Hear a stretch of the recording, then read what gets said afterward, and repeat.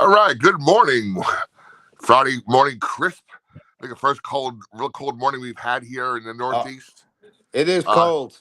Last night walking to the parking garage was not fun either. No. So here we are, the Coach Bozz Show, episode 6, season 3. How you doing, Coach? Good, Bob. Hello, everybody out there in Pirate Land. It is cold, but it was hot in the gym last night, and we found a way to beat a really solid Butler team, and I was really proud of the girls to overcome a lot. Where was Butler predicted in the Big East poll? I forget. Eighth. They were picked eighth. And they only, I think a lot of people didn't know their whole team because the 12 of their 14 players are new, but they're still extremely well coached. They have some very talented guards, and the big kids up front are good too. The Miller kid is one of the better big kids in the league, and we knew we were going to have our hands full for sure. Hey, good morning, Bill's here. Bill Hathaway. Hey, Bill, nice to see you again. Hear from you. So let's recap the week a little bit. Tuesday, awful weather day, snow. Oh, snow up north, rain down by us. I decided the last second. I told Matt Sweeney, I'm like, Matt, I may not make this game.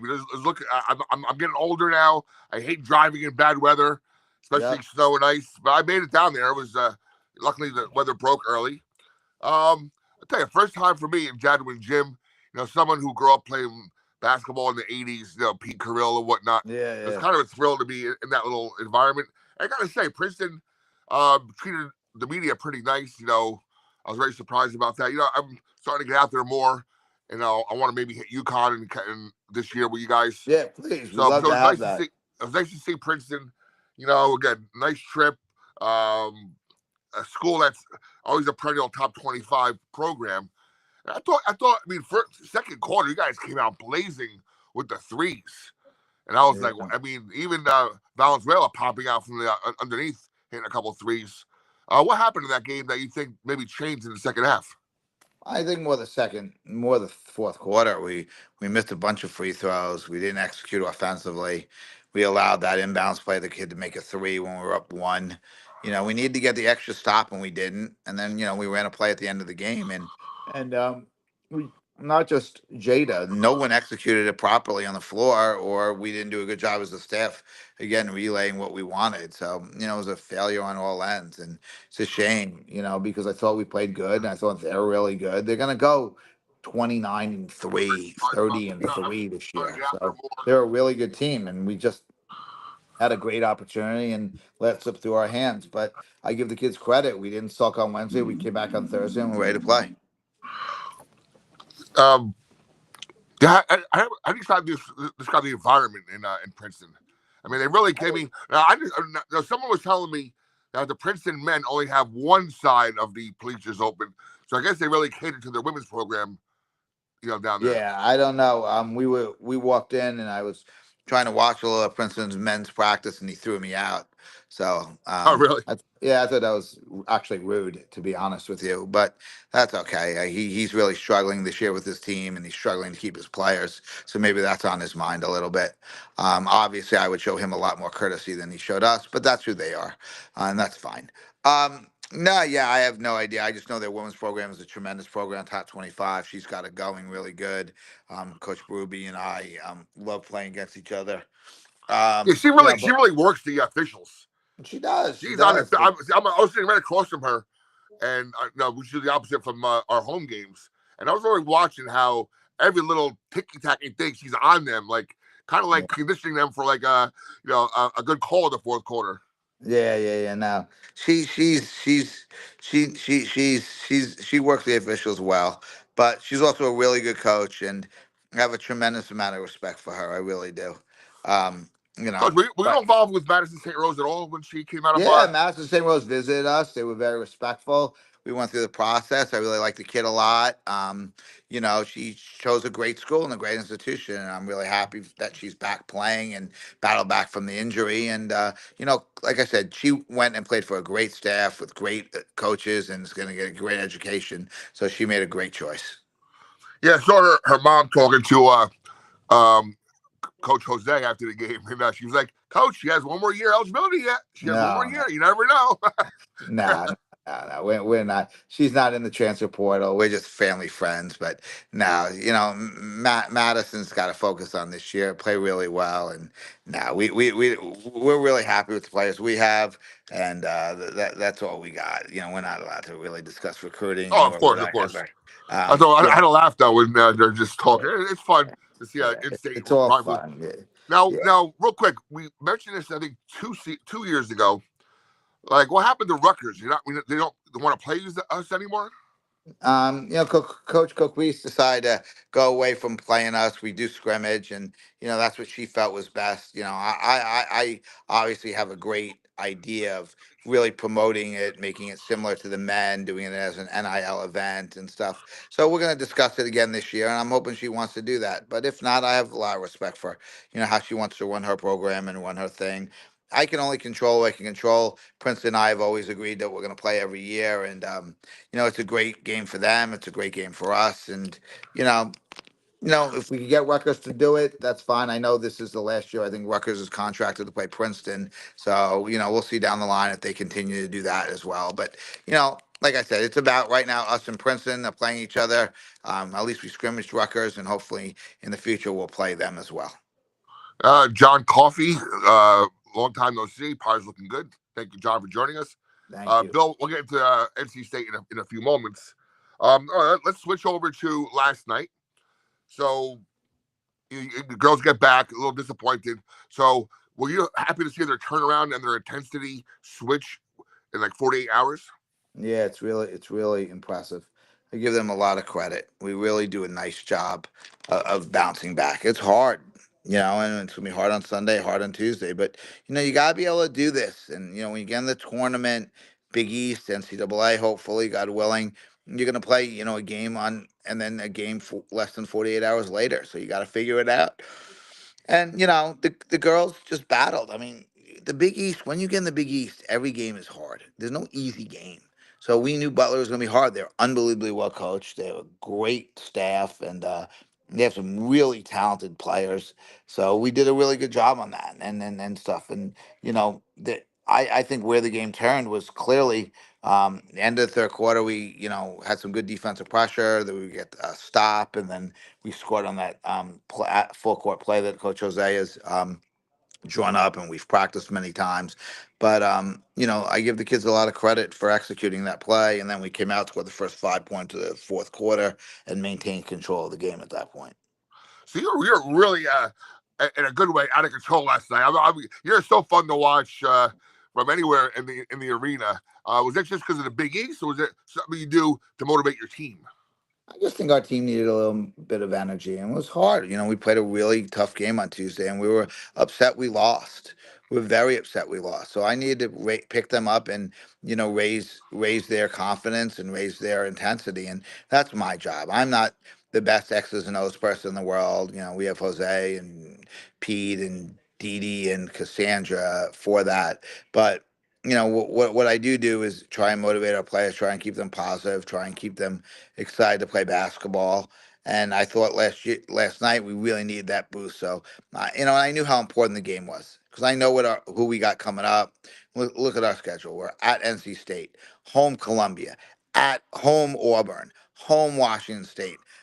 At Villanova, at Creighton, like and there's no game that's gonna say, "Oh, we're gonna win this game." We could go on a long winning streak or a long losing streak or a 50-50. So if we have a chance to win the game, I got to make sure we're ready to do it.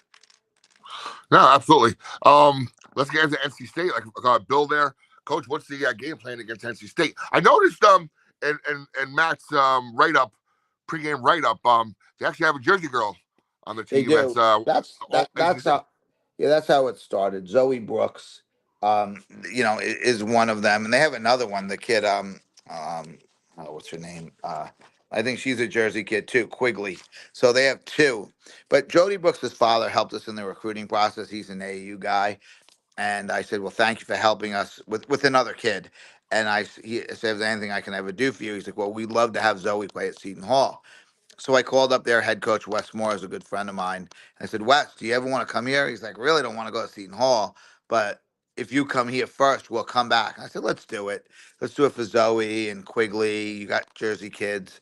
So that's how we started it. Plus, we wanted to play a really top 15 team in the country, and they checked all the boxes. Easy Coach, flight, not far. We have over 50 tickets out for people to come to the game, so we're excited.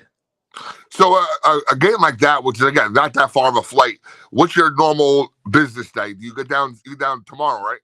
Yeah, we'll leave tomorrow. Around I think our flight's around 10:30. Arrive around 12:15.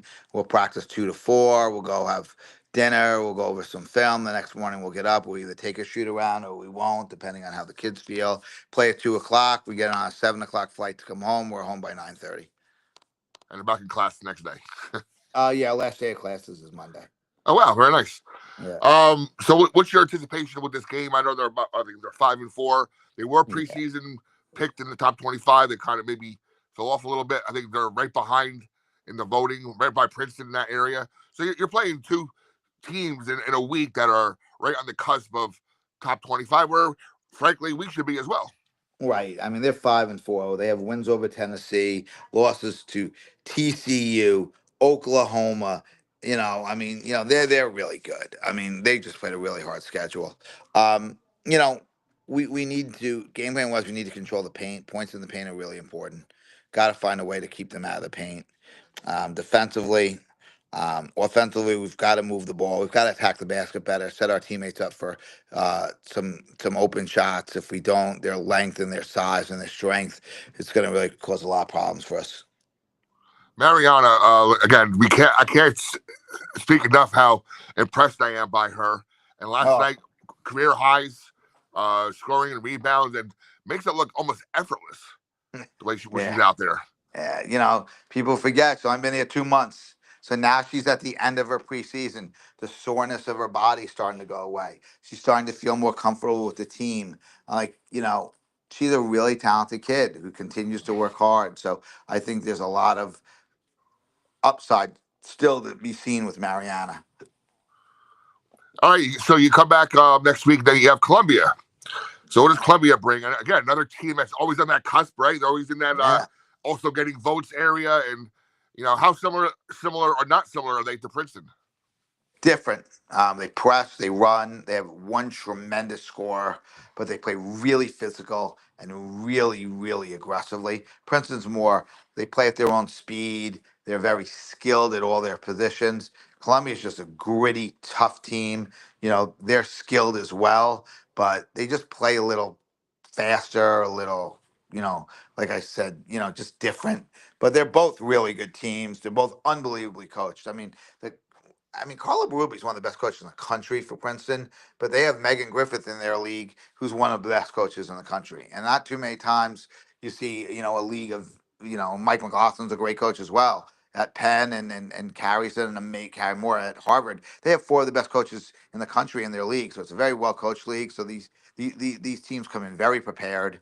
Columbia is going to come in very prepared, very motivated. Listen, this is I don't want to say an NCAA game, but we're going to be two of the teams right on the bubble at the end, us and Columbia. When we got to hold that win over them, that's important.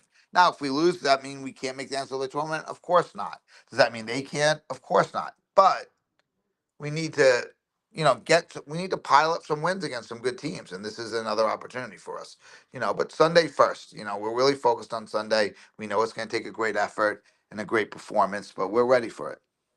Coach, I want to keep you. I know you're ready to Yeah, practice or whatnot. no worries. Um, Jada Eads, her finger, is that going to be an issue going forward? Is there any talk of? No, we took her for an X-ray this morning.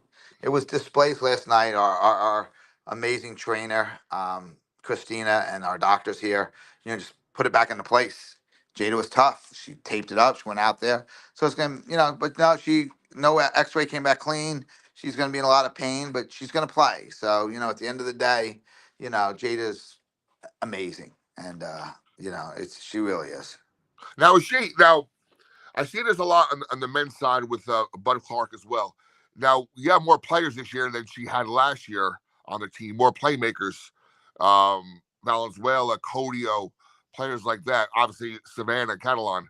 Um, Now maybe her points per game are not as high as they were at least earlier in the season than last year. But is she okay with the assists and the defense as well? Some players get a little. Well, I'm not scoring as much as I did last year, but this year you have more players. Yeah, Does she recognize that?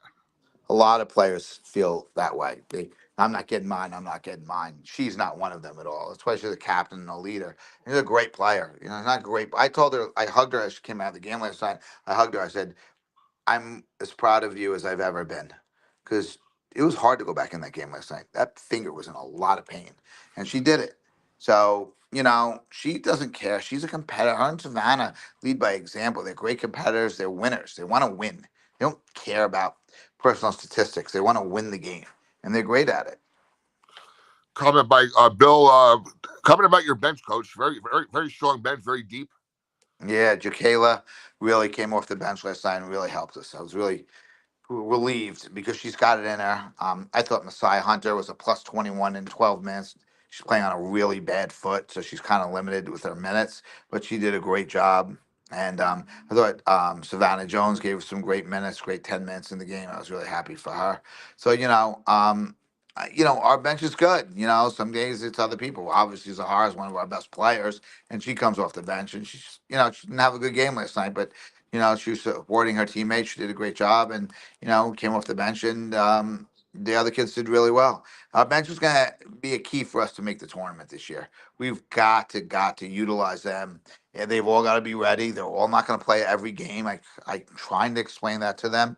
It's still very difficult for some of them to appreciate and understand that. But again, if you're in the rotation and you're playing most of the games and you're getting a chance, just continue to build on that. Unless you're a senior, you're going to have your chances numerous times in this program. And, uh, if they buy in and they believe me, they're going to be good. People forget, yes, Savannah Callahan is not one of the best players on our team, not one of the best players in the Big East. She's one of the best players in the country. There's no doubt. I would tell you right now, Savannah Callahan's one of the best players in the country. Jada's right with her.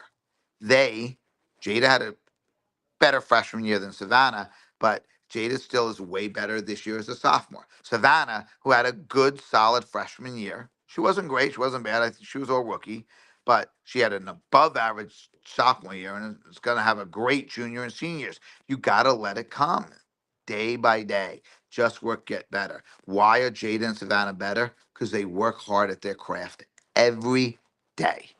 And these kids all got to understand that. The ones that will and do, they are going to chance to be really good. Like, I really believe in all of the kids. I think they all have a chance to be special here. I look at a kid like Natalia. She's been she's been solid. She missed a lot of time with injury early on. She's still not where she needs to be in a fitness standpoint, but she's getting there. But she gave us some good minutes last night and helped us win. I don't know what NC State's going to bring. I don't. But everyone's got to be ready to play. That's for sure. Coach, in this day and age of the NIL and transfer portal, is it as a coach? Is that in the back of your mind, or is this you just go you're there to win, obviously, but is it in the back of the mind? Well, if I don't play 8, 9, and 10 on the bench, they're gonna be upset with me and leave next year. Or is this like is this the it's a whole different age we're in now? How do No, you navigate that? it's a fantastic question, Bobby, and that's why I love doing the show. And we have no holes barred. I don't tell you can't ask anything, and you do, and that's why you're a great host. I really mean that. Thank you. No, like honestly, a lot of younger coaches struggle with that. Well, I got to play Julie to keep her. I got to play. Once you start doing that, it's over because they're not staying anyway. You could play them all year. We played Micah Gray all year. She was our featured player. We did a lot for her. We spent an inordinate amount of time working with her, sitting with her, doing extra things with her, getting her ready mentally. The season ended. Oklahoma State had a really bad year. They went out. They needed players. Somehow it got back to Micah. Micah walked in before the end of our season even ended and wanted to transfer. And you know what? She did. She went back home and, whatever, but we did everything for Micah plus. And Micah still said, see you later. So I got to coach the team to the best I could coach the team. And you know what? That means you play every game, or that means you don't play every game. My job is to win the game and treat each game in itself. Yes, would I like to get some younger kids in games that were up 15 or 20 and give them experience? Of course, I would do that with the portal or without the portal. But I don't care about the portal when it comes to during the season. I'm going to play the kids that deserve to play. It's like NIL. Well, you're going to play the kid that you give the most NIL? Absolutely not. I'm going to play the kid that helps us. If that kid happens to get $0 NIL, then she'll get money next year. If she happens to get a lot of money NIL, then that's what you're supposed to do. I don't care about that. I don't look at that. Clearly at Seton Hall, it's not like we have a ton of NIL anyway, but I just want to play the kids who deserve to play. That's what I do. Not worried. Well, if I don't play Jada this year, 35 minutes, she's going to leave. No, first of all, Jada's not like that. Her parents have raised her to be completely respectful and understanding of everything. But I'm not playing any kid who doesn't deserve to play to try and keep them. That's not how it works at Seton Hall. Unfortunately, other schools do that, and in the end, they really suffer. Now let's flip that to your end real quick. Um, when you're playing like these mid majors, like Florida, for example, they have the real big scorer, right? And you Yes, keep that in the back of your mind. Is there a coach on your staff that says you can't talk about it now, obviously, but maybe there's a checklist or there's a so when the portal does come out, hey, so and so played well against us. Let's go see what she wants. Is that part of the game as well? I had heard a coach, because I'm on obviously a big committee, a lot of big committees. I heard a coach say, I assign my staff every conference to look at during the year to keep track of the portal. Bobby, I'm just worried about the 14 players we have here. I Yeah, truly yeah. that. One of the reasons we're able to retain a lot of our players is our staff is always here. We're not having our staff watch. I'm just going to make up NC State, Oklahoma to go see who we can get in the transfer portal. We're watching NC State, Oklahoma because we play NC State. I'm way too old for that. I'm way too concerned about the most important recruits are the 14 players we have here. I have said that once. I'll say it 1,000 times. Yes, are we really good in the portal? You're damn right. Because when it's portal time, we go 24 hours a day, 7 days a week in it. That's what we do. That 3 or 4 week segment is harder than anything we do during the season or anything at all. It's the pressure. It's everything. So once the season ends and once we have played our last game, we're all locked in. We're not worried about it beforehand. But we were locked in. We went after Mariana right away. We made the phone calls. We were one of the first schools to talk about it. Mariana had watched us play. She had a lot of appreciation for what we did with Faith and what Faith did for us. And she wanted to have that type of impact in the school. And that's why we got her over a lot of Power Force. But Dee Dee handled it from the beginning and we went after it. And then the rest of the staff, Cassandra does a great, great, great job leading our staff as recruiting coordinator. She's smart. She's on top of it. She assigns correctly and takes a lot of responsibility on herself to do it. So we don't. You know, I'm more concerned when the kid scores 42 against us. How the hell did she get 42 as opposed to who she is? So I know people think I'm crazy, but we are really true believers in recruiting, keeping, and protecting the 14 players we have here. Awesome. Two more questions. I don't want to keep Yep. it too much longer. Yep. You have a recruit coming next year from Mexico. Did Mariana have a hand She in that? did. She did. And that's another thing. Mariana helped us. She hadn't even been here yet, but she had played with this young lady on the Mexican national team. The young lady was recruited by a lot of schools. She asked Mariana how we were in the recruiting process. And Mariana spoke thankfully very highly of us. And we don't get her without Mariana. So, that's again, why did Mariana do that? She hadn't even met us yet. She knew during the process when she was trying to get her visa, we were on the phone every day trying to help her get her visa. And that was a big thing. So again, we recruit our own kids like Mariana. Mariana then recruited this kid for us. Mariana, is she a senior? I forget. She is, unfortunately. So it's 1 year, right? Yes. Okay. Jordana 2, Cam 3, which is nice. Excellent. One more question for you. Kind of a fun question. When Savannah Jones gets out there, her teammates seem to really be behind her. When she scores, everybody goes nuts. Is there, what's the reason behind that? I think he's a really popular kid. I mean, Savannah Jones, had a concussion, missed about 10 days. That set her back a little bit, but she's worked really hard with our strength coach AB. Savannah's studying to be a nurse, so she misses practice twice a week. And a lot of coaches wouldn't let her, but I realize how important the medical profession is. I said to Savannah, "You're going to save lives someday." I know the nurses at what hospital? And I just lost my mind. The nurses are tremendous people. They're tremendous workers. They save people's lives. So if I can add someone to that, that's fine. St. Barnabas, where I was, those nurses, when I was very, very sick, they helped save my life. My daughter's a PA. She saved my life twice, and I mean that. She has. So if I can add someone into that type of workforce to maybe she can save someone's life, she can miss a few practices. So when she gets in there, they see how hard she works and what she's done. Because when she misses practice, she comes back and does workouts with, my staff. They see someone who's really dedicated and they want to see her do well. Awesome. All right, Coach. Well, good luck in your business Yep. trip this weekend. Let's do this next Wednesday at noon. Yes, after the Columbia game. Yep. That sounds good, Coach. I will see you Tuesday night. Good luck this weekend. And here we are on the Coach Bozz Show. Nice talk today, and we'll keep this going. Great questions. Thanks for everything. Bye, Thanks, everyone. Coach. Bye-bye.